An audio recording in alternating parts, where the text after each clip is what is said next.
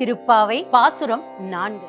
ஆழிமழை கண்ணா ஒன்று நீ கைக்கரவே ஆழியுள் புக்கு முகுந்து கோடார் தேரி ஊழி முதல்வன் உருவம் போல் மெய்கருத்து பாழியன் தோளுடன் பற்பனாபன் கையில் ஆழிபோல் மின்னி வரம்பிரிப்போல் நின்று அதிர்ந்து தாழாதே சாரங்கம் உதைத்த சரமழி போல் வாழ உலகினில் பெய்திடாய் நாங்களும் மார்கழி நீராட மகிழ்ந்தேலோரெம்பாவாய். 4வது பாசுரத்துல பெருமாளுக்கே உத்தரவிடுகிறார்.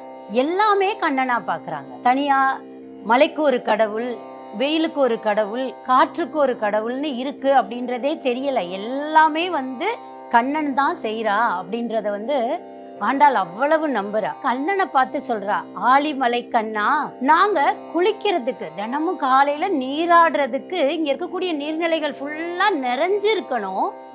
அதுக்கு நீ